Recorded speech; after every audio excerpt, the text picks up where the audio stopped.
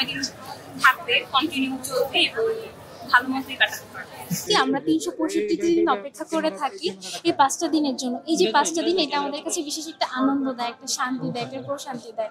তো গতবারের পূজার কথা বলি আর এবারের পূজার কথাই বলি আর প্রতিটি পূজার কথাই বলি, এই যে পুজোর যে একটা আনন্দ, পুজোর যে একটা উত্তেজনা, পুজোর জন্য যে অপেক্ষা করা, সব মিলিয়ে অনেক ভালো লাগে। আর পূজার সময় ঘুরবো পরিবারের সাথে, একটা ব্যস্ততার মধ্যে থেকে সময় বের করবো, একটা ছুটি পাবো, এটাই আমাদের জন্য অনেক কিছু। টনি মন্দিরে তো সবসময়ই আসা হয়, কিন্তু এই যে পুজোর মধ্যে যে আসা, এটার একটা অন্যরকম আনন্দ।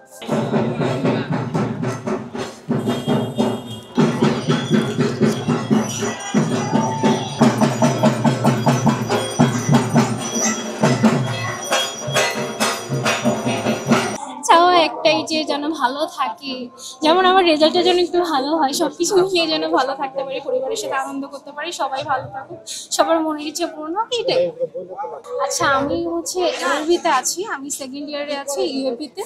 তো আমার হচ্ছে সামনে সেমিস্টার ফাইনাল আছে, এটা যেন একটু রেজাল্টটা ভালো হয়, এটাই। না, মানে রেজাল্ট মিলিয়ে সবকিছু, যেমন অ্যাক্টিভিটিস গুলো যেমন চলে, কোকারিকুলার অ্যাক্টিভিটিস যেমন চলে, সবকিছু যেন ভালো চলে, এটাই। না, আসলে অস্বস্তির কোনো ব্যাপার নেই, কারণ এটা নিরাপত্তার জন্য রাখা। এই যে নিরাপত্তা ব্যবস্থা, এটা আমার সেফটির জন্যই রাখা।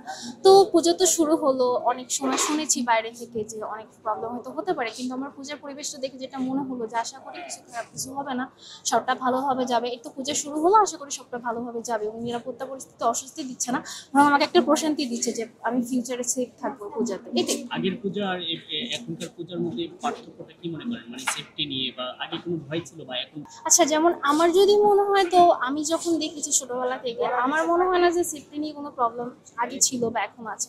আমি কোনো কিছু ফিল করি না এখন। এটা হচ্ছে ব্যাপারটা ডিফারেন্ট ইস্যু, বিভিন্ন এলাকার ইস্যু। কোনো এলাকাতে সমস্যা থাকতে পারে, কোনো এলাকাতে সমস্যা না থাকতেও পারে। এখন আমার যে এলাকা ছিল বা এখন আমি যেখানে আছি, সেখানে আমার মনে হয় না কোনো সমস্যা আছে। গ্রামে পুজো করা হয়েছে? গ্রামে? হ্যাঁ, গ্রামে পূজা করা হয়েছে। মাটির কোটা? আচ্ছা, গ্রামের কথা যদি বলি, গ্রামে সাধারণত যেরকম দেখা যায় সেগুলো হয় পারিবারিক পূজা। এই যে পরিবারের সবাই, যেমন আমার পরিবারের কথা বলি, যেমন আমার পরিবার একটা যৌথ পরিবার, সেখানে অনেকে আছে। যেমন আমরা এখান থেকে পূজা কাটি, তারপর আমরা গ্রামে যাব, এবং গ্রামে যে একটা সময় অনেক বড় ফ্যামিলি যারা থাকে, তারা তো শুধুমাত্র এই সময়টাতে আসে, সবাই একসাথে আসে, সবার সাথে সবার দেখা হয়। একটা সময় যারা বাইরে থেকে আসে, সবার সাথে একটা দেখা হলো, এটাই।